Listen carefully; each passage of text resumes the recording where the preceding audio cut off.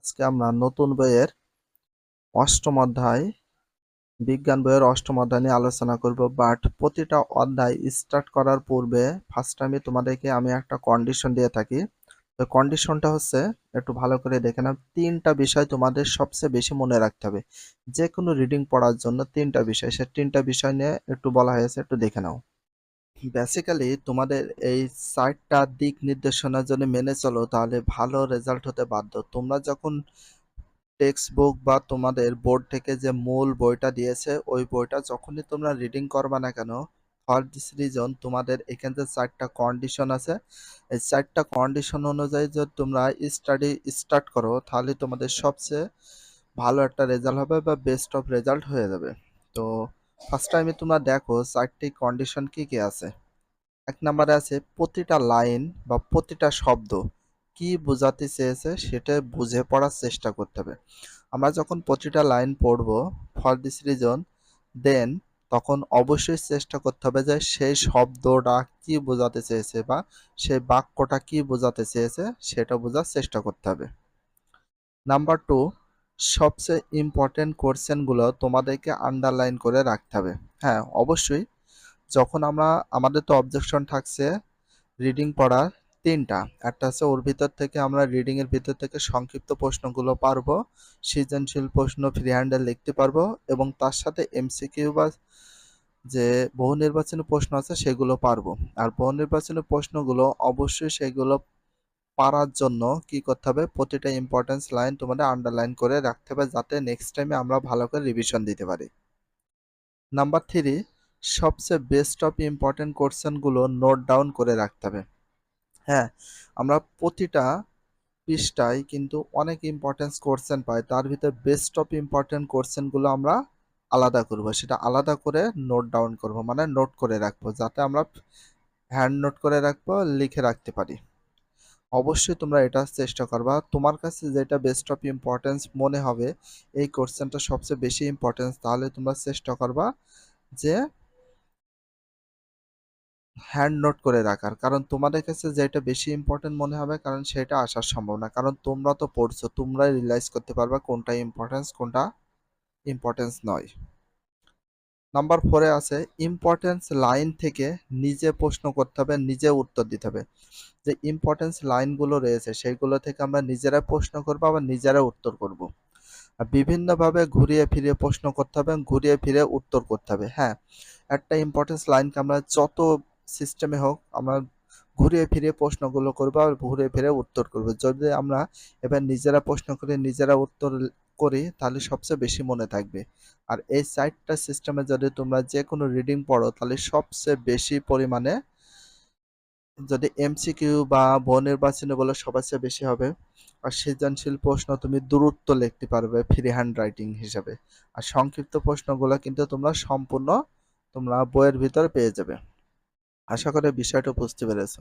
যাই হোক, যে তিনটা বিষয় কথা তোমাদেরকে বললাম এই তিনটা বিষয় মাথায় রেখে তোমরা যে কোনো রিডিং পড়া স্টার্ট করবে। বাট তার ভিতরে সৃজনশীল কোশ্চেন, তারপরে বহু নির্বাচনী প্রশ্ন এবং সংক্ষিপ্ত প্রশ্ন, এইগুলো এই বইয়ের ভিতর থেকে সবকিছু দিয়ে থাকে। তোমাদের সবচেয়ে ভালো রেজাল্ট করানোর জন্য এই তিনটা কন্ডিশন দিয়ে থাকি। তো সে তিনটা বিষয় বুঝলে তো সে অনুযায়ী পড়া স্টার্ট করবা।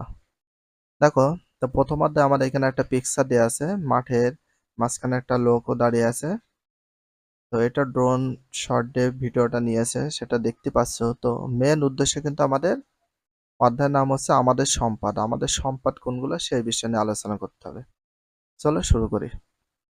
মাটি আমাদের অতি প্রয়োজনীয় একটি প্রাকৃতিক সম্পদ। তাহলে আমাদের অতি প্রয়োজনীয় একটি প্রাকৃতিক সম্পদ কোনটা? মাটি। কোনটি? মাটি। আমাদের অতি প্রয়োজনীয় একটি প্রাকৃতিক সম্পদ কোনটা? মাটি। তাহলে আমাদের অতি প্রয়োজনীয় একটি প্রাকৃতিক সম্পদ কোনটা? মাটি।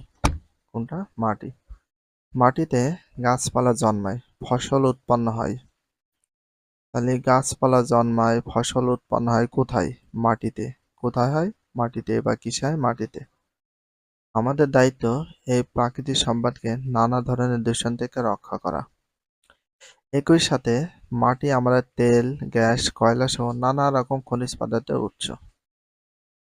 আমাদের আমাদের তেল, গ্যাস, কয়লা সহ নানা রকম খনিজ পদার্থের উৎস কোনটি? মাটি। কোনটি? মাটি।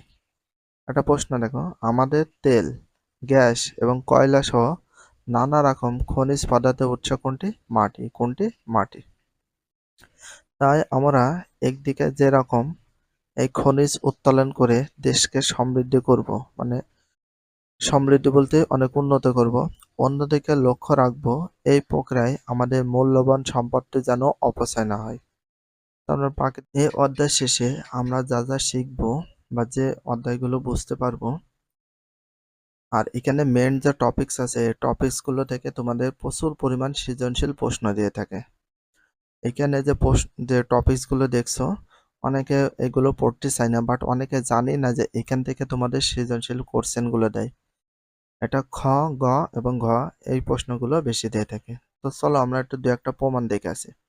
তো ফার্স্ট টাইমে আছে দেখো, মাটি ও ভূমির বৈশিষ্ট্য ব্যাখ্যা করতে পারবো। দেখো 1 নম্বর যেটা রয়েছে, মাটি ও ভূমির বৈশিষ্ট্য ব্যাখ্যা করতে পারবো। 1 নম্বর যেটা, তাহলে মাটি ও ভূমির বৈশিষ্ট্য ব্যাখ্যা করতে পারবে, এটা দুইটা বোর্ডে এসেছে। দেখো, চট্টগ্রাম বোর্ড 2019 আর সকল বোর্ড 2018 সালে এই প্রশ্নটা এসেছে। অবশ্যই তাহলে ইম্পর্টেন্ট ছিল, এই জন্য এসেছে। তারপর দেখো 2 নম্বর, বিভিন্ন প্রকার মাটির মধ্যে পার্থক্য করতে পারবো। 2 নম্বর দেখো, বিভিন্ন প্রকার মাটির মধ্যে পার্থক্য করতে পারবো। এটা দুইটা বোর্ডে এসেছে, ঢাকা বোর্ড, সিলেট বোর্ড 2019 সালে এসেছে। 3 নম্বর, মাটির গঠন ব্যাখ্যা করতে পারবো। 3 নম্বর দেখো, 3 নম্বর অনেক বোর্ডে এসেছে। এটা ভেরি ভেরি ইম্পর্টেন্স হিসাবে আমরা আন্ডারলাইন করে রাখতে পারি, ভেরি ভেরি ইম্পর্টেন্স। তাহলে একটু প্রমাণ দেখো, 3 নম্বর যেটা আছে ভেরি ভেরি ইম্পর্টেন্স, মাটির গঠন ব্যাখ্যা করতে পারবে। তাহলে এটা কোন কোন বোর্ডে এসেছে দেখো, ঢাকা বোর্ড, দিনাজপুর বোর্ড 20 সালে, রাজশাহী বোর্ড, বরিশাল বোর্ড 19 সালে, সকল board 18, Sylhet board, Jessore board 17 সালে এসেছে। তার মানে অনেক ইম্পর্টেন্স। 4 নাম্বার, মাটির পিএইচ মান জানার প্রয়োজনীয়তা ব্যাখ্যা করতে পারবো। 4 নাম্বার, মাটির পিএইচ এর মান জানার প্রয়োজনীয়তা ব্যাখ্যা করতে পারবো। এটা কোনো বোর্ডে আসেনি, খুব একটা ইম্পর্টেন্স নাই, এই জন্য কিন্তু বোর্ডে আসেনি। দেখো 5 নাম্বার, মাটি দূষণের কারণ, ফলাফল এবং মাটি সংরক্ষণের কৌশল বর্ণনা করতে পারবো। তার মানে এই টপিকসটা যদি আমরা ভালো করে পড়ি তাহলে কমন পেতে পারি। এটা ভেরি ভেরি ইম্পর্টেন্স, একটু দেখো। 5 নাম্বার, মাটি দূষণের কারণ, ফলাফল, মাটি সংরক্ষণের কৌশল বর্ণনা করতে পারবো। সিলেট বোর্ড 2020 সালে এসেছে, Dhaka board, Rajshahi board, Sylhet board 19 সালে এসেছে, বরিশাল বোর্ড 17 সালে। এই বোর্ডগুলোতে এই প্রশ্নটা এসেছে। দেখো 6 নাম্বার, মাটিতে অবস্থিত খনিজের ভৌত ও রাসায়নিক ধর্ম ব্যাখ্যা করতে পারবো। 6 নাম্বার, মাটিতে অবস্থিত খনিজের ভৌত রাসায়নিক ধর্ম ব্যাখ্যা করতে পারবে। এটা খুব একটা ইম্পর্টেন্স নাই, এই জন্য পরীক্ষা দেয়নি। সবগুলো যে আসবে তার কোনো মানে নেই। 7, খনিজের ব্যবহার এবং সংরক্ষণের কৌশল বর্ণনা করতে পারবো। দেখো এটা অনেক ইম্পর্টেন্স, এটা বেশি ইম্পর্টেন্স। 7 নম্বরটা দেখো, খনিজের ব্যবহার সংরক্ষণের কৌশল বর্ণনা করতে পারবো, খুব একটা ইম্পর্টেন্স না। তবে 8 নম্বরটা ভেরি ভেরি ইম্পর্টেন্স। দেখো, প্রাকৃতিক জ্বালানির গঠন, প্রক্রিয়াকরণ, ব্যবহার এবং সংরক্ষণের কৌশল বর্ণনা করতে পারবে। দেখো 8 নম্বরটা অনেক ইম্পর্টেন্স, প্রাকৃতিক জ্বালানির গঠন, প্রক্রিয়াকরণ, ব্যবহার এবং সংরক্ষণের কৌশল বর্ণনা করতে পারবে। Dinajpur board, Comilla board, Barisal board 2020 সালে এসেছে, যশোর বোর্ড 19 সালে, Dhaka board, Rajshahi board, Chittagong board 17 সালে এসেছে। তার মানে ভেরি ভেরি ইম্পর্টেন্স, এটা আন্ডারলাইন করে ভেরি ভেরি ইম্পর্টেন্স ইন্ডিকেট করে দিলাম। তারপরে দেখো, শিক্ষার্থীর এলাকায় মাটি দূষণের কারণ ও ফলাফল অনুসন্ধান করতে পারবো। 9 নাম্বার, এটা শুধুমাত্র একটা বোর্ডে এসেছে, একটু দেখাই। শিক্ষার্থীর এলাকায় মাটি দূষণের কারণ ফলাফল অনুসন্ধান করতে পারবো, যশোর বোর্ড 19 সালে এসেছে। তারপরে শিক্ষার্থীর এটা গেল পিএইচ পেপার দিয়ে মাটির পিএইচ নির্ণয় অথবা লিটমাস পেপার দিয়ে মাটির অম্লত্ব ক্ষারত্ব নির্ণয় করতে পারবো। 10 পিএইচ পেপার দিয়ে মাটির পিএইচ নির্ণয় অথবা লিটমাস পেপার দিয়ে মাটির অম্লতা ক্ষারতা নির্ণয় করতে পারবো। এটা খুব একটা ইম্পর্টেন্স না, এই জন্য পরীক্ষা দিইনি। এটা দেখো, সম্পদ সংরক্ষণের যত্নবান হব, অন্যদের সচেতন। এটা মোটামুটি ইম্পর্টেন্স আছে। দেখো 11 সম্পদ সংরক্ষণের যত্নবান হব, অন্যদের সচেতন করব। শুধুমাত্র সিলেট বোর্ড 2020 সালে একবার এসেছে। তাহলে এখানে যে মেইন টপিকসগুলো এই অধ্যায় শেষে আমরা যা শিখবো, প্রতিটা অধ্যায় কিন্তু এমন মেইন টপিকসগুলো দিয়ে দিয়েছে। এই টপিকসগুলো একটু ভালো করে ইম্পর্টেন্সগুলো কোনগুলো সেগুলো বলে দিচ্ছে, সেগুলো একটু ভালো করে দেখে নিও। মাটির গঠন। তোমরা কি বলতে পারো মাটি আমাদের কি কি কাজে লাগে? প্রথমত, মাটি গাছপালা জন্মায়। মাটিতে গাছপালা জন্মায়, আর সেই গাছপালা থেকে আমরা খাদ্যশস্য পাই। তাহলে কোথায় গাছপালা জন্মায়? মাটিতে। মাটিতে কি জন্মায়? গাছপালা জন্মায়। আর সেই গাছপালা থেকে আমরা কি পাই? আর সেই গাছপালা থেকে আমরা কি পাই? খাদ্যশস্য পাই। কি পাই? খাদ্যশস্য পাই। অক্সিজেন ছাড়া আমরা 1 মিনিটও বেঁচে থাকতে পারবো না। সেই অত্যাবশ্যকীয় অক্সিজেন গ্যাসও আমরা পাই সেই গাছপালা থেকে। দেখো, অক্সিজেন ছাড়া আমরা 1 মিনিটও বেঁচে থাকতে পারবো না। সেই অত্যাবশ্যকীয় অক্সিজেন গ্যাস আমরা কোথায় থেকে পাই? গাছপালা থেকে পাই। কোথায় থেকে পাই? গাছপালা থেকে পাই। মাটি না থাকলে গাছপালা জন্মাতে পারতো না। কি না থাকলে গাছপালা জন্মাতে পারতো না? মাটি না থাকলে। কি না থাকলে? মাটি না থাকলে আমরা খাদ্যশস্য আর অক্সিজেন পেতাম।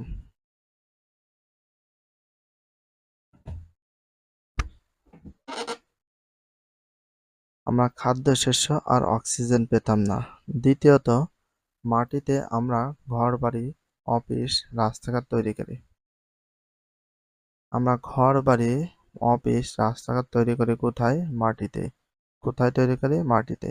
শুধু তাই নয়, মাটির নিচ থেকে জীবন ধারণের জন্য দরকারি পানির বড় একটি অংশ আসে। এছাড়াও আমাদের বেঁচে থাকার জন্য অতি প্রয়োজনীয় জ্বালানির যেমন তেল, গ্যাস, কয়লা সিংহভাগ আমরা আহরণ করি মাটির নিচ থেকে।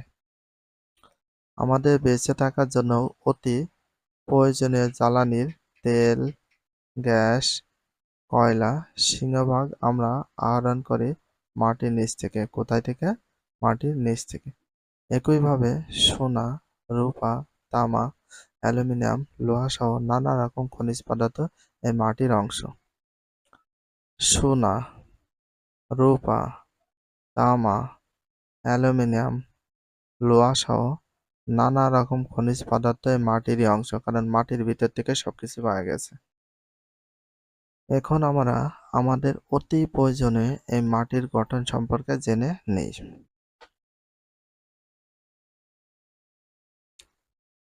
মাটি হলো নানা রকম জৈব। তাহলে মাটি হলো কি? নানা রকম জৈব আর অজৈব রাসায়নিক পদার্থের মিশ্রণ। নানা রকম জৈব আর অজৈব রাসায়নিক পদার্থের মিশ্রণ কোনটা? মাটি। নানা রকম জৈব আর অজৈব রাসায়নিক পদার্থের মিশ্রণ কোনটা? মাটি।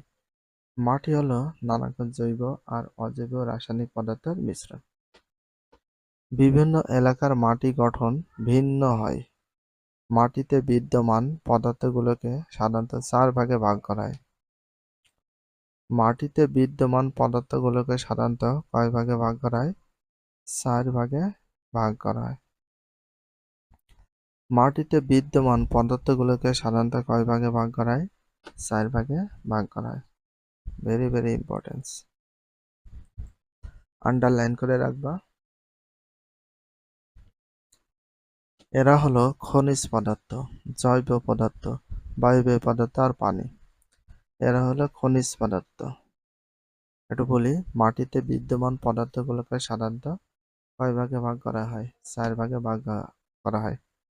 তাহলে সেই পদার্থগুলোর ভিতর আছে খনিজ পদার্থ, আরেকটা আছে জৈব পদার্থ, 3 নম্বর আছে বায়বীয় পদার্থ, 4 নম্বরে আছে পানি। এগুলো ভেরি ভেরি ইম্পর্টেন্ট, আন্ডারলাইন করে রাখবা। তবে এসব পদার্থ বেশিরভাগ সময়ই একটি আরেকটির সাথে মিশে এক ধরনের জটিল মিশ্রণ তৈরি করে। তাই একটিকে আরেকটি থেকে সহজে পৃথক করা যায় না। মাটিতে বিদ্যমান খনিজ পদার্থগুলো অজৈব যৌগ হয়। মাটিতে বিদ্যমান খনিজ পদার্থগুলো অজৈব যৌগ হয়। কিসে বিদ্যমান খনিজ পদার্থগুলো অজৈব যৌগ হয়? মাটিতে বিদ্যমান। কোথায় বিদ্যমান? মাটিতে বিদ্যমান।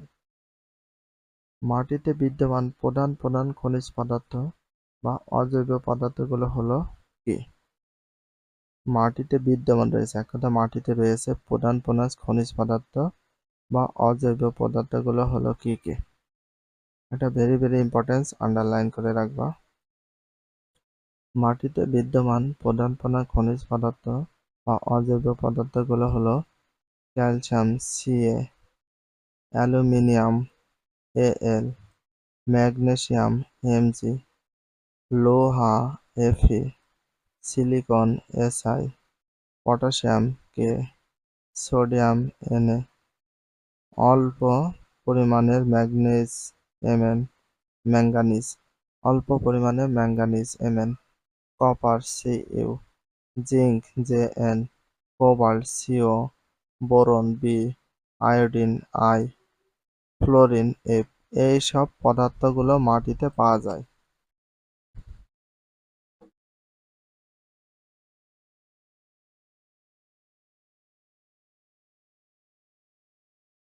এছাড়া মাটিতে কার্বনেট, সালফেট, অনেক কিছু উপাদান মাটিতে পাওয়া যায়। এছাড়াও কি কি পাওয়া যায়? মাটিতে কার্বনেট পাওয়া যায়, সালফেট পাওয়া যায়, ক্লোরাইড পাওয়া যায়, nitrate, calcium Ca, magnesium Mg, potassium K, sodium Na ইত্যাদি ধাতু জৈব লবণও পাওয়া যায়। সবকিছু কি থেকে? মাটি থেকে। তাহলে মাটির গুণাগুণ কত বেশি একটু দেখো। মাটিতে বিদ্যমান জৈব পদার্থ হিউমাস নামে পরিচিত। মাটিতে বিদ্যমান জৈব পদার্থ কি নামে পরিচিত? হিউমাস নামে পরিচিত। কি নামে পরিচিত? হিউমাস নামে পরিচিত। Very very important. তাহলে মাটিতে বিদ্যমান জৈব পদার্থ আর এক নাম কি? হিউমাস। জৈব পদার্থ আর এক নাম কি? হিউমাস। হিউমাস নামে পরিচিত জৈব পদার্থ বা হিউমাস পাওয়া যায়। হিউমাস আসলে অ্যামোনো অ্যাসিড, প্রোটিন। তাহলে হিউমাস আসলে কি? অ্যামোনো অ্যাসিড, প্রোটিন, আমিষ, চিনি, অ্যালকোহল, চর্বি, তেল, লিগনিন, ট্যানিন এবং অন্যান্য অ্যারোমেটিক যৌগ নিয়ে গঠিত একটি বিশেষ জটিল পদার্থ হিউমাস। তাহলে হিউমাস আসলে কি কি পদার্থ নিয়ে তৈরি সেটা এখানে দেখানো হলো। এটি দেখতে অনেকটা কালচে রঙের হয়। তাহলে হিউমাস দেখতে অনেকটা কি রঙের হয়? কালচে রঙের। কি রঙের? কালচে রঙের। এই হিউমাস তৈরি হয় মৃত গাছপালা আর প্রাণীর দেহাবশেষ থেকে।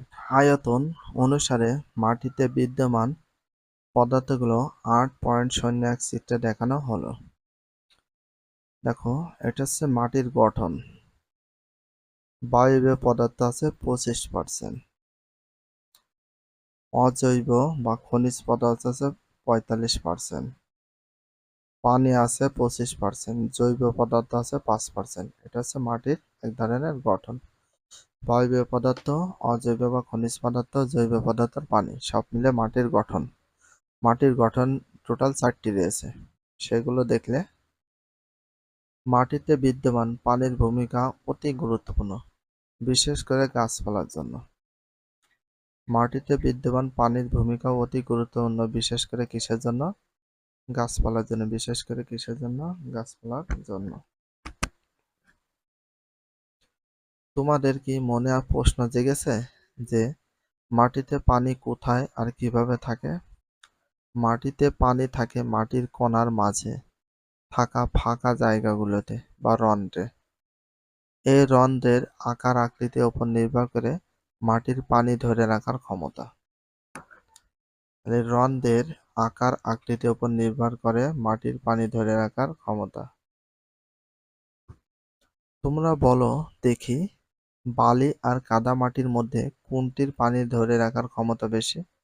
নিঃসন্দেহে কাদামাটির। এর কারণ হলো কাদামাটির বেলায় মাটির কণাগুলোর ফাঁকে ফাঁকে থাকা রন্ধ্র খুব সূক্ষ্ম, যা পানি ধরে রাখে। অন্যদিকে বালি মাটির বেলায় রন্ধ্রগুলো বড় বড়, যে কারণে পানি আটকে থাকে না বা ধরে রাখতে পারে না। ফাঁকা স্থান বা রন্ধ্র ছাড়াও মাটির কণায় শোষিত অবস্থায় পানি থাকতে পারে। মাটিতে থাকা হিউমাস পানি শোষণ করে রাখতে পারে। মাটিতে থাকা কি পানি শোষণ করে থাকতে পারে বা রাখতে পারে? হিউমাস। মাটিতে থাকা কি পানি শোষণ করে রাখতে পারে? হিউমাস। হিউমাসে শোষিত পানি সহজে গাছপালায় স্থানান্তরিত হয় না। হিউমাসে শোষিত পানি সহজে গাছপালায় স্থানান্তরিত হয় না। মানে কিসে শোষিত পানি সহজে গাছপালায় স্থানান্তরিত হয় না? হিউমাসে শোষিত পানি। হিউমাসে শোষিত পানি। মাটিতে পানি না থাকলে কি সমস্যা হতো? মাটিতে পানি না থাকলে কি সমস্যা হতো তার বড় প্রমাণ হলো মরুভূমি, যেখানে দুই একটা বিশেষ প্রজাতির গাছ ছাড়া আর কিছু জন্মায় না। অর্থাৎ মাটিতে পানি না থাকলে গাছপালা জন্মাতে পারত না এবং জন্মালেও বেড়ে উঠতে পারত না। তোমরা জানো যে উদ্ভিদ কোষের অন্যতম গুরুত্বপূর্ণ অংশ হলো প্রোটোপ্লাজম। তোমরা জানো যে উদ্ভিদ কোষের অন্যতম গুরুত্বপূর্ণ অংশ হলো প্রোটোপ্লাজম। কি? প্রোটোপ্লাজম। আর এই প্রোটোপ্লাজমের শতকরা 85 থেকে 95 ভাগই হলো পানি। আর এই প্রোটোপ্লাজমের শতকরা 85 থেকে 95 ভাগ 85 থেকে 95 ভাগই হলো পানি, যা আসে মাটি থেকে। তোমরা জানো যে উদ্ভিদ কোষের অন্যতম গুরুত্বপূর্ণ অংশ হলো প্রোটোপ্লাজম। তাহলে উদ্ভিদ কোষের অন্যতম গুরুত্বপূর্ণ অংশ হলো কি? প্রোটোপ্লাজম। Very very important. আর এই প্রোটোপ্লাজমের শতকরা কত ভাগ হলো পানি? প্রোটোপ্লাজমের শতকরা 85 থেকে 95 ভাগ। 85 থেকে 95 ভাগে কি রয়েছে? পানি রয়েছে। Very very important. যা আসে কোথায় থেকে? যা আসে বেশিরভাগই মাটি থেকে। গাছ পাতায় থাকা স্টোমাটা দিয়ে কিছু পানি গ্রহণ করলেও বেশিরভাগই গাছের মূলের মাধ্যমে পানি মাটি থেকে আসে। গাছ পাতায় থাকা স্টোমাট দিয়ে গাছ পাতায় থাকা স্টোমাট দিয়ে কিছু পানি গ্রহণ করলেও বেশিরভাগই গাছের মূলের মাধ্যমে মাটি থেকে আসে। গাছের মূলের মাধ্যমে পানি শোষণ করে থাকে, যেটা মাটি থেকে আসে। মাটি থেকে পাওয়া পানির সাহায্যেই গাছপালা সালোকসংশ্লেষণের মাধ্যমে নিজেরাই খাবার তৈরি করে। মাটি থেকে পাওয়া পানির সাহায্যে। কি থেকে? মাটি থেকে। কিসের সাহায্যে? পানির সাহায্যে। কিসের সাহায্যে? পানির সাহায্যে। গাছপালা সালোকসংশ্লেষণের মাধ্যমে নিজেরাই খাবার তৈরি করে। গাছপালা কিসের মাধ্যমে নিজেদের খাবার তৈরি করে? সালোকসংশ্লেষণের মাধ্যমে। কিসের মাধ্যমে? সালোকসংশ্লেষণের মাধ্যমে। আর আমাদেরকে অক্সিজেন দেয়। তাহলে গাছপালা আমাদের কি দেয়? অক্সিজেনও দেয়।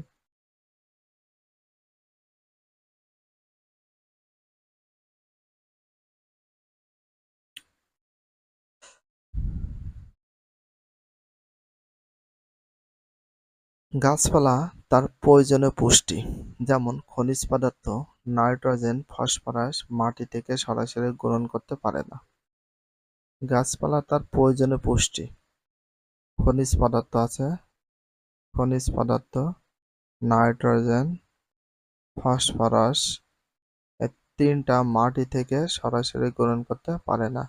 তিনটা কোথা থেকে গ্রহণ করতে পারে না? মাটি থেকে সরাসরি গ্রহণ করতে পারে না। খনিজ পদার্থ, নাইট্রোজেন, ফসফরাস কি থেকে সরাসরি গ্রহণ করতে পারে না? মাটি থেকে। এগুলো গ্রহণ করে মূলের সাহায্যে। এগুলো গ্রহণ করে কিসের সাহায্যে? মূলের সাহায্যে। এবং এক্ষেত্রে পানির মাধ্যম হিসাবে কাজ করে। পানি কি হিসাবে কাজ করে? পানি কিন্তু একটা মাধ্যম হিসাবে কাজ করে। পানি একটা কি হিসাবে কাজ করে? মাধ্যম হিসাবে কাজ করে। কাজেই পানি না থাকলে উদ্ভিদ মাটি থেকে এসব পুষ্টি গ্রহণ করতে পারত না। তাহলে কি না থাকলে উদ্ভিদ মাটি থেকে বিভিন্ন ধরনের পুষ্টি গ্রহণ করতে পারত না, কি না থাকলে এদের বেড়ে ওঠাও সম্ভব হতো না। এবারে আসা যাক মাটিতে থাকা বায়বীয় পদার্থের প্রসঙ্গে। এবার আসা যাক মাটিতে থাকা কি পদার্থের প্রসঙ্গে? বায়বীয় পদার্থের প্রসঙ্গে। মাটির কণার মধ্যকার ফাঁকা স্থান বা রন্ধ্রে যেমন পানি থাকতে পারে, তেমনি বায়বীয় পদার্থ বা বাতাসও থাকতে পারে। মাটির কণার মধ্যকার ফাঁকা স্থান বা রন্ধ্রে যেমন পানি থাকতে পারে তেমনি বায়বীয় পদার্থ থাকতে পারে। কি থাকতে পারে? পানির সাথে সাথে বায়বীয় পদার্থ বা বাতাসও থাকতে পারে। মাটিতে নাইট্রোজেন, অক্সিজেন আর কার্বন ডাইঅক্সাইড গ্যাস থাকে। মাটিতে কি কি থাকে? নাইট্রোজেন থাকে, অক্সিজেন থাকে আর কার্বন ডাইঅক্সাইড গ্যাসও থাকে। মাটিতে নাইট্রোজেন, অক্সিজেন এবং কার্বন ডাইঅক্সাইড গ্যাসও থাকে। এটা ভেরি ভেরি ইম্পর্টেন্স। মজার ব্যাপার হলো মাটিতে থাকা গ্যাসের সাথে কিন্তু সবসময় বায়ুমণ্ডলে থাকা গ্যাসের বিনিময় হতে থাকে। মজার ব্যাপার হলো মাটিতে থাকা যেসব গ্যাস আছে সেসব গ্যাসের সাথে কিন্তু সবসময় বায়ুমণ্ডলে থাকা গ্যাসের বিনিময় হতে থাকে। মাটিতে থাকা গ্যাস আর বায়ুমণ্ডলে থাকা গ্যাসের বিনিময় হতে থাকে। মাটিতে যে গ্যাস থাকে সেটা চলে যায়, আবার বায়ুমণ্ডলে যেটা থাকে সেটা স্থান পরিবর্তন করে, সবসময় স্থান পরিবর্তন করতে থাকে। অর্থাৎ বায়ুমণ্ডলে গ্যাস মাটিতে যায় এবং মাটিতে থাকা গ্যাস বায়ুমণ্ডলে চলে আসে, এরকম ভাবে চলতে থাকে, স্থান পরিবর্তন হতে থাকে। তাহলে বায়ুমণ্ডলের গ্যাস মাটিতে যায়, তাহলে বায়ুমণ্ডলের গ্যাস কোথায় যায়? মাটিতে যায়। আর মাটির গ্যাস কোথায় যায়? বায়ুমণ্ডলে যায়। এইভাবে চলতে থাকে। এই প্রক্রিয়াকে মাটির বায়ুবায়ন বা সয়েল অ্যারেশন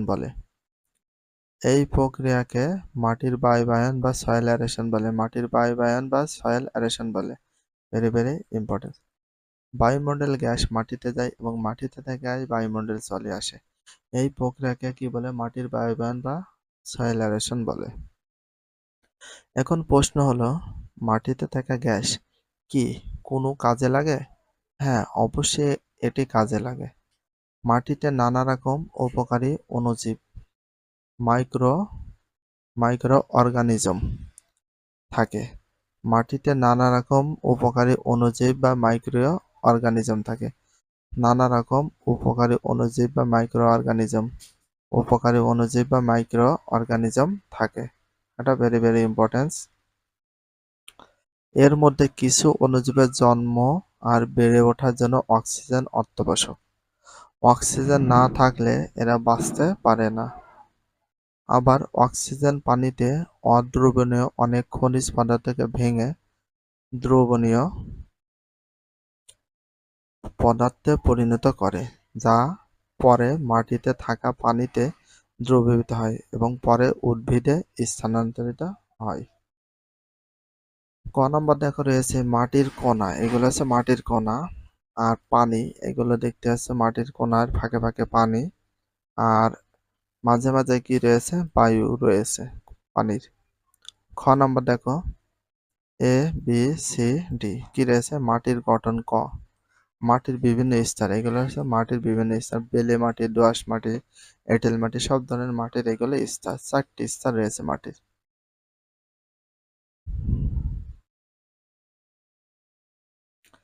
পদার্থে পরিণত 8.2 চিত্রে মাটির কণা, পানি আর বাতাস কিভাবে থাকে সেটি দেখানো হলো। মাটির কণা, পানি আর বাতাস কিভাবে থাকে সেটা দেখানো হলো চিত্রে। আমরা যদি কোনো একটি স্থানের মাটির গভীরতা যেতে থাকি তাহলে কি পাবো? সব জায়গায় কি মাটির গঠন একই হবে নাকি ভিন্ন হবে? নিচের দিকে মাটির গঠন পরীক্ষা করে দেখা যায় যে মাটি 4টি সমান্তরাল স্তরে বিভক্ত। তাহলে নিচের দিকে মাটির গঠন পরীক্ষা করে দেখা যায় যে মাটি কয়টি স্তরে বিভক্ত? মাটি 4টি স্তরে বিভক্ত। কয়টি স্তরে বিভক্ত? 4টি স্তরে বিভক্ত। Very very importance. সমান্তরাল কয়টি স্তরে বিভক্ত? 4টি স্তরে বিভক্ত। প্রতিটি স্তরকে দিক বলয় বা হরাইজন বলে। প্রতিটি স্তরকে দিক বলয় বা হরাইজন বলে। প্রতিটি স্তরকে কি বলা হয়? দিক দিক বলয় বা হরাইজন বলে। মাটির প্রতিটি স্তরকে কি বলে? দিক বলয় বা হরাইজন বলে। ভেরি ভেরি ইম্পর্টেন্স, আন্ডারলাইন করে রাখো। সবার উপরে যে স্তরটি থাকে তাকে বলা হয় হরাইজন। সবার উপরে মাটির যে স্তরটি থাকে তাকে কি বলা হয়? হরাইজন। কি বলা হয়? হরাইজন বলা হয়। Very very importance. বা টপ সয়েল বলা হয়। হরাইজন বা টপ সয়েল বলা হয়। মাটির উপরে যে স্তরটি থাকে তাকে বলা হয় হরাইজন বা টপ সয়েল বলা হয়। মাটির উপরের স্তর বলা হয়। এই স্তরে উদ্ভিদ আর প্রাণীর মরাদেহ পচন শুরু হয় এবং উৎপাদিত পদার্থ, বিশেষ করে হিউমাস সহ অন্যান্য জৈব পদার্থ এই স্তরে থাকে। এই স্তরে সাধারণ খনিজ পদার্থ থাকে না। প্রথম স্তর মানে হরাইজন বা টপ সয়েল যে স্তর, সেখানে কি থাকে না? খনিজ পদার্থটা থাকে না। সেগুলো পানির সাথে প্রবাহিত হয়ে নিচের স্তরে চলে যায়। প্রথম স্তরে মাটি সাধারণত বালুময় হয়। আর কোন মাটি সাধারণত বালুময় হয়? প্রথম স্তরের মাটি।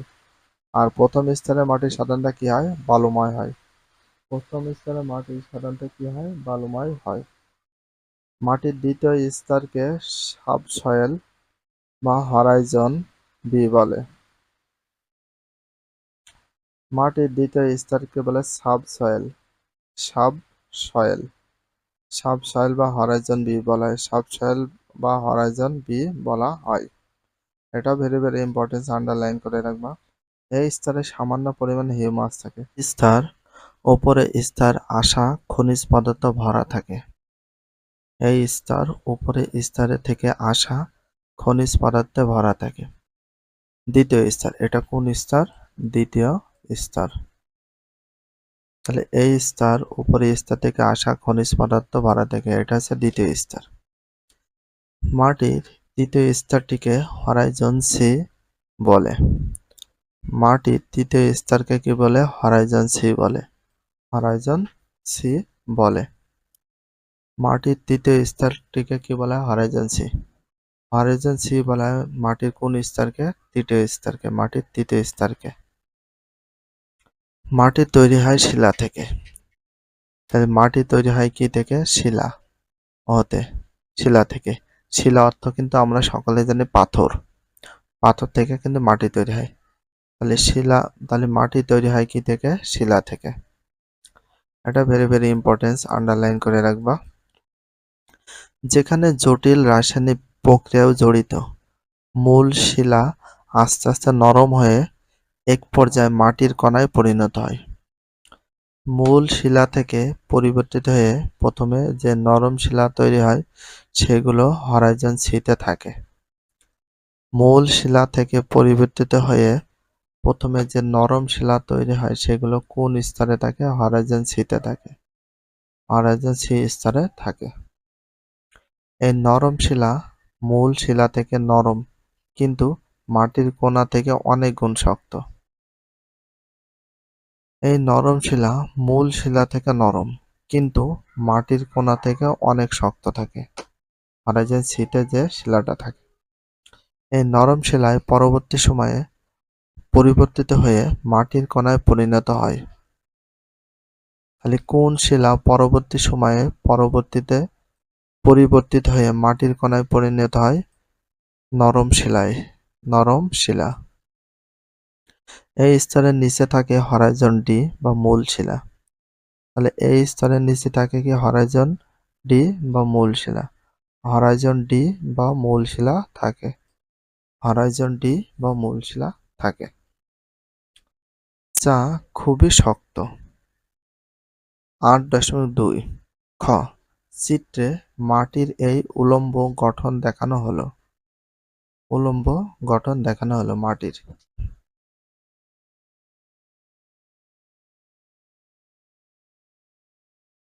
মাটির প্রকারভেদ। তোমরা বলো তো, সব জায়গার মাটি কি একরকম? না, এক এক জায়গার মাটি এক এক রকম।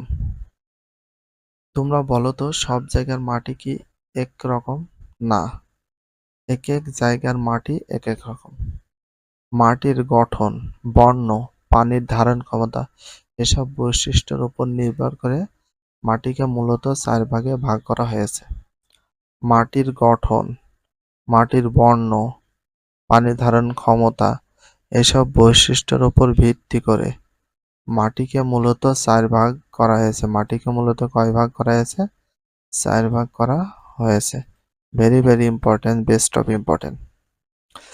যে 4 ভাগ করা হয়েছে, 1 নম্বর হচ্ছে বালু মাটি, বালু মাটি, পলি মাটি, পলি মাটি, কাদা মাটি, কাদা মাটি, দোআঁশ মাটি, দোআঁশ মাটি। গঠন, বর্ণ, পানি ধারণ ক্ষমতার উপর ভিত্তি করে মাটিকে 4 ভাগে ভাগ করা হয়েছে। একটা হচ্ছে বালু মাটি, পলি মাটি, কাদা মাটি, দোআঁশ মাটি। Very very importance. এবার আমরা বিভিন্ন প্রকার মাটির বৈশিষ্ট্যগুলো জেনে নিই। বালু মাটি, বালু মাটির প্রধান বৈশিষ্ট্য হলো যে এদের পানির ধারণ ক্ষমতা খুবই কম। পানির ধারণ ক্ষমতা খুবই কম কোন মাটির? বালু মাটির। পানির ধারণ ক্ষমতা খুবই কম কোন মাটির? বালু মাটির পানির প্রধান বৈশিষ্ট্য হলো এদের পানির ধারণ ক্ষমতা খুবই কম। তাহলে কোন মাটির পানির ধারণ ক্ষমতা খুবই কম? বালু মাটি। এটা ভেরি ভেরি ইম্পর্টেন্স। এটি তোমরা নিজেরাই পরীক্ষা করে দেখতে পারবে। একক কাজ, কাজ অল্প পরিমাণ বালু মাটি নিয়ে তাতে একটু পানি দাও। অল্প পরিমাণ বালু মাটি নিয়ে তাতে একটু পানি দাও। এবার হাতের তালুতে নিয়ে এই বালু মাটি দিয়ে গোল গোল ছোট মাটির বলের মতো বানাতে পারো কি না দেখো। অল্প পরিমাণ বালু মাটি নিয়ে তাতে একটু পানি দাও। এবার হাতের তালুতে নিয়ে এই বালু মাটি দিয়ে গোল গোল ছোট মাটির বলের মতো বানাতে পারো কিনা দেখো। পারবে না, কারণ বালুতে মাটি পানি ধরে রাখার ক্ষমতা নেই বললে পানি যোগ করলেও বালু মাটি তা শোষণ করতে পারে না। কোন মাটিতে পানি ধারণ ক্ষমতা নেই? বালু মাটিতে। কোন মাটিতে পানি ধরে রাখার ক্ষমতা নেই? বালু মাটিতে। Very very importance. বলে পানি যোগ করলেও বালু মাটিতে তা শোষণ করতে পারে না। যদি পারতো তাহলে পানি মাটির কোনার গায়ে লেগে থাকতো আর তোমরা খুব সহজে বলের মতো মাটির গুটি বানাতে পারতে।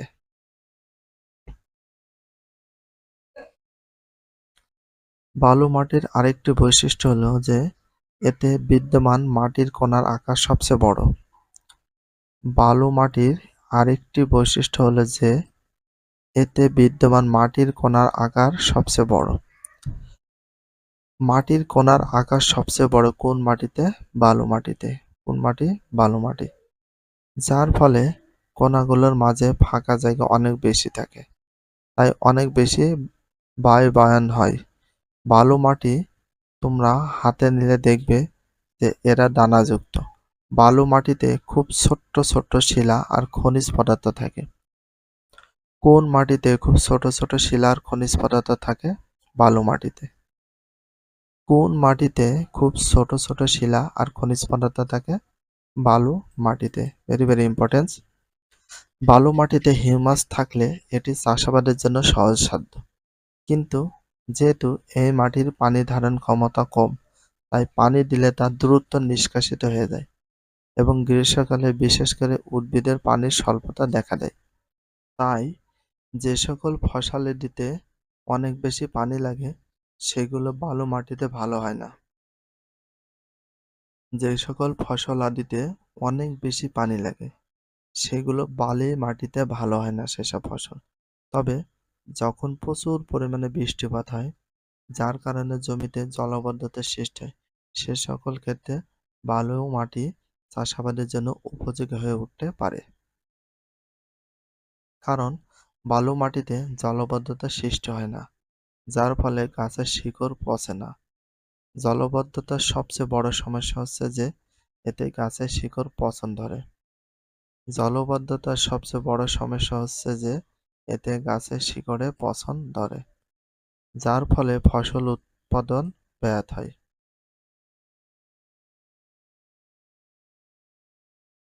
পলি মাটি। পলি মাটির পানি ধারণ ক্ষমতা বালু মাটির চেয়ে বেশি। তাহলে কোন মাটিতে পানি ধারণ ক্ষমতা বালু মাটির চেয়ে বেশি? পলি মাটি। কোন মাটি? পলি মাটি। Very very importance. কোন মাটিতে পানি ধারণ ক্ষমতা বালু মাটির চেয়ে বেশি? পলি মাটি। কোন মাটি? পলি মাটি। পলি মাটি চেনার উপায় কি? সামান্য পানিযুক্ত মাটি নিয়ে আঙুল দিয়ে ঘষলে যদি মসৃণ অনুভূত হয় তাহলে বুঝতে হবে এটি পলি মাটি। সামান্য পানিযুক্ত মাটি নিয়ে আঙুল দিয়ে ঘষলে যদি মসৃণ অনুভূত হয় তাহলে বুঝতে হবে এটি পলি মাটি। তাহলে পলি মাটি চেনার উপায়, যদি মসৃণ হয় তাহলে পলি মাটি হবে। এটাই। পলি মাটিতে উপস্থিত পানির জন্য এটি হাতের সাথে লেগে থাকবে, যা বালু মাটির বেলায় ঘটে না। পলি মাটি খুবই উর্বর হয় আর মাটির কণাগুলো বালু মাটির কণার তুলনায় আকারে ছোট হয়। কোন মাটি খুবই উর্বর হয়? পলি মাটি। কোন মাটি সবচেয়ে বেশি উর্বর? পলি মাটি। আর মাটির কণাগুলো বালু মাটির কণার তুলনায় আকারে ছোট হয়, খুবই ছোট হয়। বালু মাটির কণার তুলনায় আকারে ছোট হয়। তাহলে মাটির কণাগুলো বালু মাটির কণার আকারের অনেক ছোট হয়, সেটা কোন মাটি? পলি মাটি। জমিতে পলি পড়ার কথা তোমরা সবাই জানো। পলি মাটির কণাগুলো ছোট হয়, এরা পানিতে ভাসমান আকারে থাকে এবং এক পর্যায়ে পানির নিচে থাকা জমিতে পলির আকারে জমা পড়ে। পলি মাটিতে জৈব পদার্থ এবং খনিজ পদার্থ কোয়াটার্স থাকে। কোন মাটিতে জৈব পদার্থ বা খনিজ পদার্থ কোয়াটার্স থাকে? পলি মাটিতে। কোন মাটিতে? পলি মাটিতে। জৈব পদার্থ ও খনিজ পদার্থ যেমন কোয়াটার্স থাকে কোন মাটিতে? পলি মাটিতে। Very very importance. বালু মাটির মতো পলি মাটির কণাগুলো দানাদার হয়। তাহলে পলি মাটির কণাগুলো কেমন হয়? দানাদার হয়। বালু মাটির মতো কোন মাটির কণাগুলো দানাদার হয়? পলি মাটির কণাগুলো। পলি মাটির কণাগুলো। এবং এতে উদ্ভিদের জন্য প্রয়োজনীয় পুষ্টিকর উপাদান বেশি থাকে। এতে উদ্ভিদের জন্য প্রয়োজনীয় পুষ্টিকর উপাদান বেশি থাকে।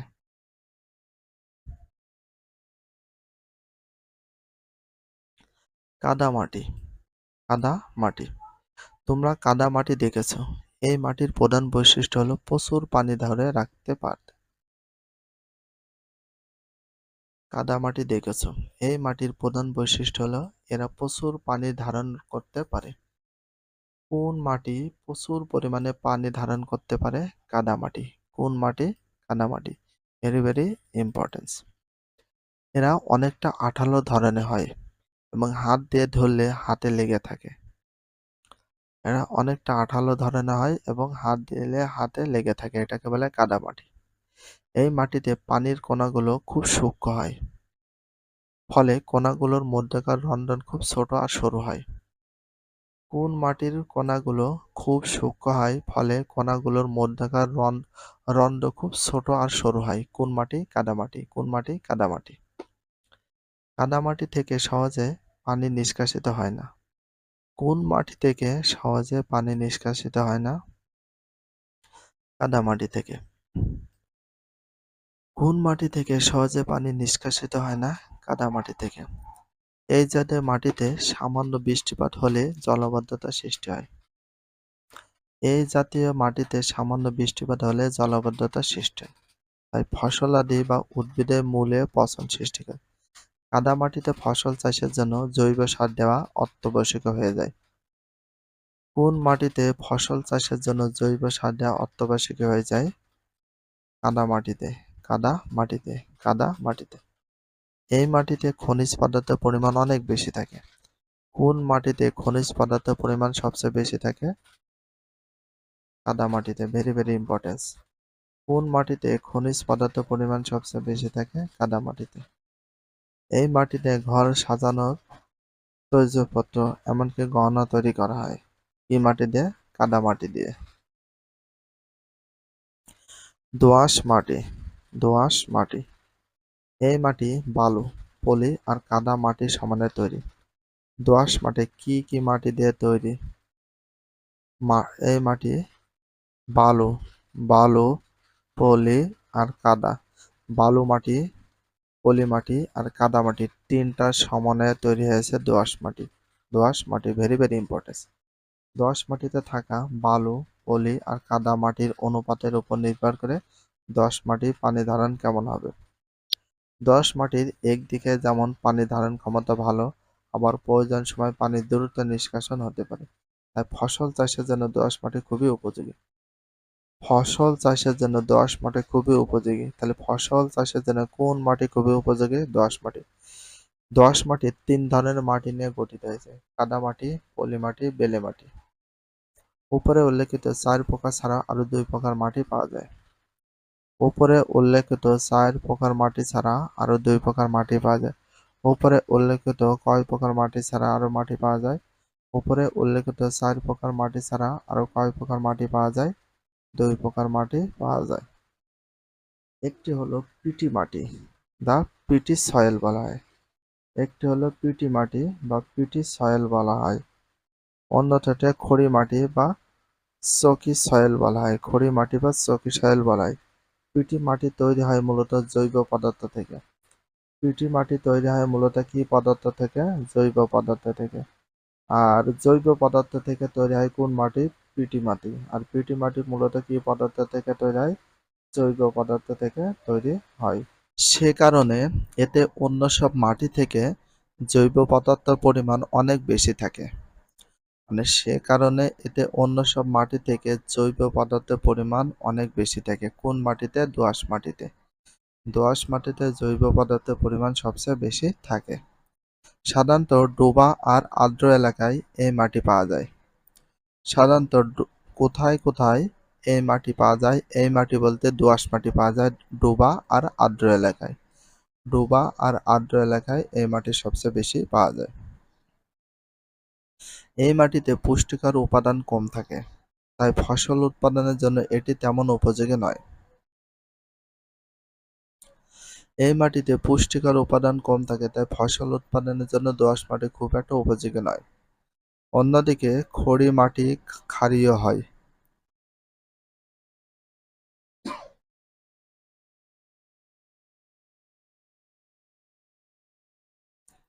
অন্যদিকে খড়ি মাটি ক্ষারীয় হয়।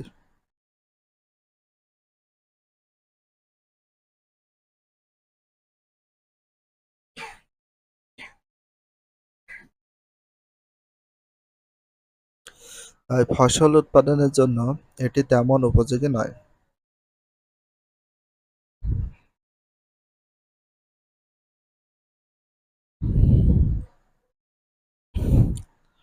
অন্যদিকে খড়ি মাটি ক্ষারীয় হয় এবং এতে অনেক পাথর থাকে। ক্ষারীয় মাটি কি হয়? ক্ষারীয় হয় এবং এতে অনেক কি থাকে? পাথরও থাকে। এই মাটি সাধারণত দ্রুত শুকিয়ে যায় এবং সে কারণে ফসল উৎপাদনের জন্য খুব একটা উপযোগী নয়, বিশেষ করে গ্রীষ্মকালে। আর গ্রীষ্মকালে যেহেতু এটা বেশি তাড়াতাড়ি শুকিয়ে যায়, এর জন্য খুব একটা উপযোগী নয়। এছাড়া খড়ি মাটিতে গাছপালার জন্য অত্যাবশ্যকীয় আয়রন আর ম্যাগনেসিয়াম সরবরাহ ঘাটতি থাকে। খড়ি মাটিতে গাছপালার জন্য অত্যাবশ্যকীয় আয়রন, যে মাটিতে আয়রন থাকার কথা সেটাও ঘাটতি, ম্যাগনেসিয়াম থাকার কথা সেটাও ঘাটতি রয়েছে, সরবরাহ ঘাটতি থাকে।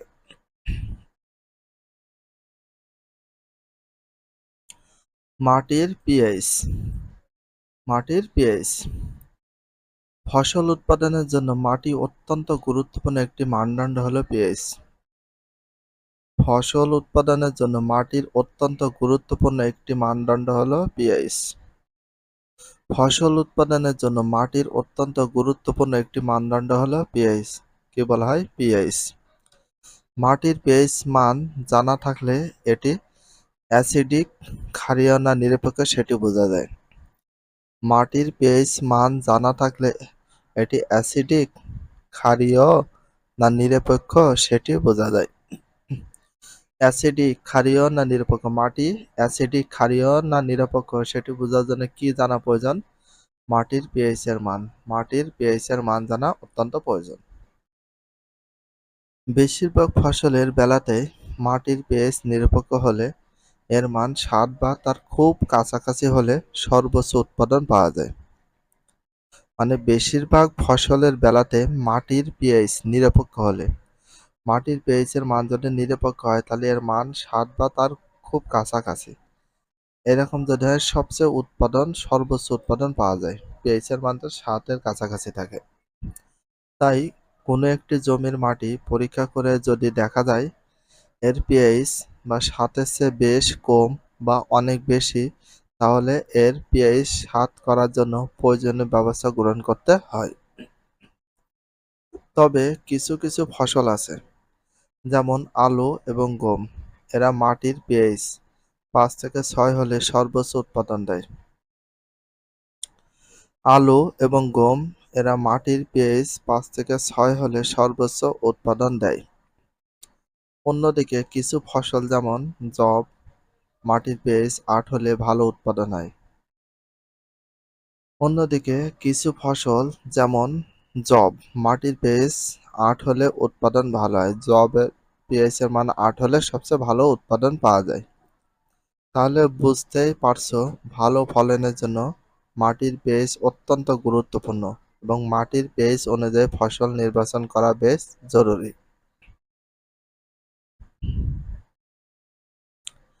মাটির দূষণের কারণ ও ফলাফল।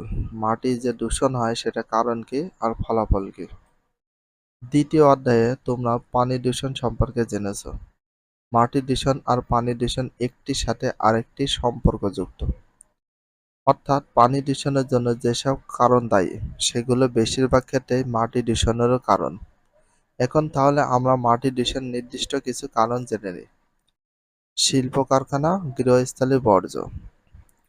শিল্প কারখানা ও গৃহস্থালী কিছু বর্জ্যকে তোমরা কি জানো আমাদের দেশে শিল্প কারখানা ও গৃহস্থালী বর্জ্য কি করা হয়?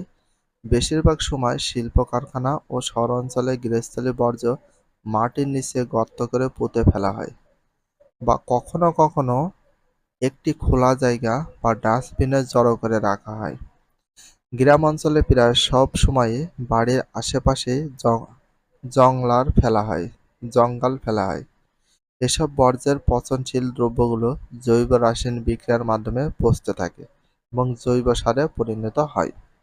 তাহলে শিল্প কারখানা বা গৃহস্থালী বর্জ্য, তোমরা কি ধারণা করতে পারো এই জাতীয় দূষণের ফলাফল কেমন হতে পারে?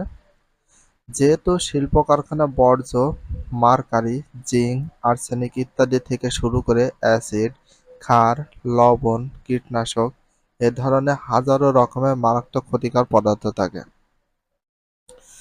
যেহেতু শিল্প কারখানা বর্জ্যে মার্কারি থাকে, জিঙ্ক থাকে, আর্সেনিক ইত্যাদি থেকে শুরু করে অ্যাসিড, ক্ষার, লবণ, কীটনাশক এ ধরনের হাজার রকম মারাত্মক ক্ষতিকর পদার্থ থাকে। দূষণের প্রভাবও হয় বহুমাত্রিক।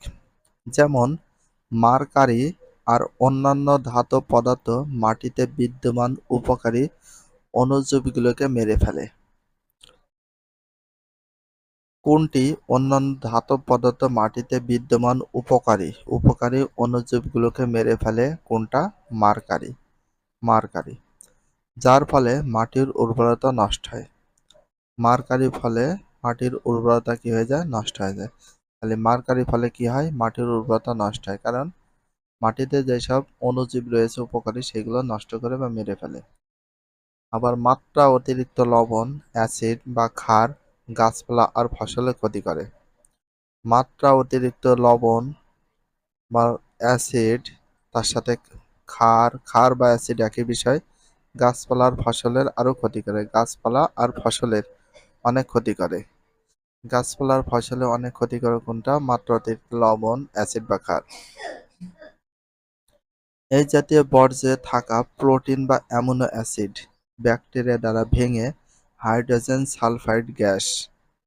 দেখো, এই জাতীয় বর্জ্য থাকা প্রোটিন বা অ্যামিনো অ্যাসিড এতে প্রোটিন বা অ্যামিনো অ্যাসিড ব্যাকটেরিয়ার দ্বারা ভেঙে hydrogen sulphide gas, sulphur dioxide gas কিংবা ফসফরাসের অক্সাইড তৈরি করে, যার কারণে মাটি দূষিত হয়ে পড়ে। প্রোটিন বা অ্যামিনো অ্যাসিড ব্যাকটেরিয়া দ্বারা ভেঙে, প্রোটিন বা অ্যামিনো অ্যাসিড কি দ্বারা ভেঙে? ব্যাকটেরিয়া দ্বারা ভেঙে হাইড্রোজেন সালফার গ্যাস তৈরি করে, হাইড্রোজেন সালফার গ্যাস করে, আর সালফার ডাইঅক্সাইড গ্যাস কিংবা ফসফরাসের অক্সাইড তৈরি করে। তাহলে 3-4 ধরনের গ্যাস তৈরি করে, যার কারণে মাটি দূষিত হয়ে পড়ে।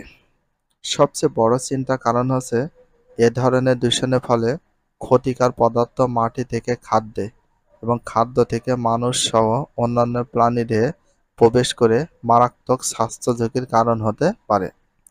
শুধু তাই নয়, এই জাতীয় দূষণের ফলে মাটির জৈব রাসায়নিক ধর্মের পরিবর্তন ঘটতে পারে, যেটি ফসল উৎপাদনে বিরূপ প্রভাব ফেলে।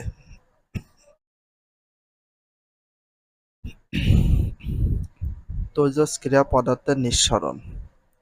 পারমাণবিক বিদ্যুৎ উৎপাদন কেন্দ্র বা পারমাণবিক অস্ত্র তৈরি কারখানা থেকে দুর্ঘটনা বা পরীক্ষা-নিরীক্ষার ফলে বের হয়ে আসা তেজস্ক্রিয় পদার্থ দিয়ে মাটির মারাত্মক দূষণ হতে পারে। তাহলে কি কি? তেজস্ক্রিয় পদার্থের নিঃসরণ করতে হবে, এটার কারণে মাটির দূষণ হয়, তেজস্ক্রিয় পদার্থের নিঃসরণ। তো এটা কিভাবে হয় দেখো, পারমাণবিক বিদ্যুৎ উৎপাদন কেন্দ্র বা পারমাণবিক অস্ত্র তৈরি কারখানা থেকে দুর্ঘটনা বা পরীক্ষা-নিরীক্ষার ফলে বের হয়ে আসা তেজস্ক্রিয় পদার্থ দিয়ে মাটির মারাত্মক দূষণ হতে পারে। হয়তো। রেডন, রেডনের পূর্ণরূপ হচ্ছে আরএন। রেডিয়ামের পূর্ণরূপ হচ্ছে আরএ। থোরিয়ামের পূর্ণরূপ টিএইচ, মানে সংক্ষিপ্ত রূপ। সিজিয়ামের সংক্ষিপ্ত রূপ হচ্ছে সিএস। ইউরেনিয়ামের সংক্ষিপ্ত রূপ ইউ, ইত্যাদি। তেজস্ক্রিয় পদার্থ শুধু যে মাটির উর্বরতা নষ্ট করে তা নয়, এরা প্রাণীর দেহে ত্বক ও ফুসফুসে ক্যান্সারের কারণ হতে পারে। তাহলে কি গুলো মাটি দূষণের কারণ? Radon, R, radon, radium, thorium, caesium, uranium. এসব তেজস্ক্রিয় পদার্থ শুধু মাটিকে নষ্ট করে না, মাটির উর্বরতা নষ্ট করে না, এটা কিন্তু আবার প্রাণীদের ক্যান্সার বা ফুসফুসে, প্রাণীদের ত্বক তারপর ফুসফুসের ক্যান্সারের কারণ হতে পারে এসব তেজস্ক্রিয় পদার্থগুলো। উচ্চ মাত্রার তেজস্ক্রিয়তার ফলে গাছপালা মরে যায়। তাহলে এই তেজস্ক্রিয়ার ফলে গাছপালাও কিন্তু মরে যায়। এছাড়া অন্যান্য ক্ষতিকর পদার্থ মতো এরাও খাদ্য শৃঙ্খলের মাধ্যমে প্রাণীদের প্রবেশ করে ভয়াবহ রোগ সৃষ্টি করে। তোমরা কি চেরনোবিল দুর্ঘটনার কথা জানো? চেরনোবিল দুর্ঘটনার কথা কি জানো? দলগত কাজ।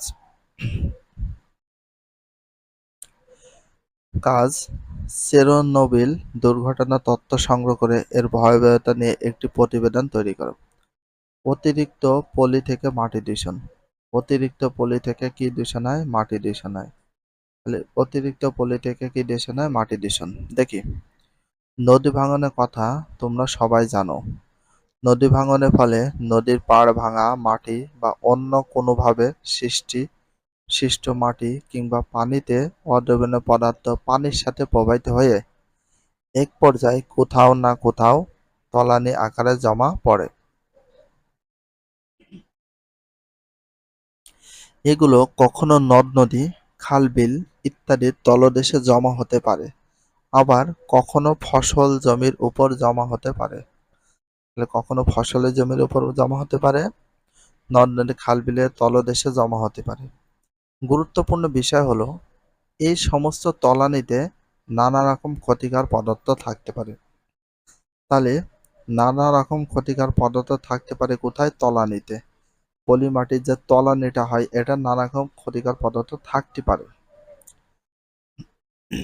এই জাতীয় তলানি ফসলি জমির উপর পড়লে সেটি জমির উপরিভাগ, যা ফসল উৎপাদনের মূল ভূমিকা পালন করে, তার উপর একটা আস্তরণ তৈরি করে। ফলে এই জমির ফসল উৎপাদন ক্ষমতা কমে যায়। এসব পদার্থ নদীগর্ভে জমা হলে কি হয় তা তোমরা দ্বিতীয় অধ্যায় ইতিমধ্যে জেনে গিয়েছো। হ্যাঁ, অতিরিক্ত পলি জমলে কিন্তু ফসলে অনেক ক্ষতি হয়। খাল, বিল, নদ-নদী তারপর ফসলি জমির তলান হিসেবে পড়ে, কিন্তু ক্ষতিকর পদার্থ পরিমাণটা কিন্তু বেশি থাকে। তো পলি তো জমির উর্বরতা বাড়িয়ে দেয়, কিন্তু ক্ষতিকর পদার্থ থাকে, তখন হচ্ছে কি হয়, ফসলে অনেক ক্ষতি করে থাকে। ভিডিওটি এখানে শেষ করছি। যদি ভিডিওটি ভালো লাগে চ্যানেলে সাবস্ক্রাইব করতে হলে ফলো করে দিও, তার সাথে একটা লাইক এবং একটা কমেন্ট করে দিও। নেক্সট ভিডিও পাওয়ার জন্য অবশ্যই বেল আইকনটা অল করে রাখো, যাতে নিউ ভিডিও আপলোডের সাথে সাথে সর্বপ্রথম তোমাদের কাছে নোটিফিকেশনটা পৌঁছে যায়। If you love this video please subscribe my channel, like, comment, share, hit the bell icon for getting next video. So everyone take care, love you, আল্লাহ হাফেজ, বাই বাই।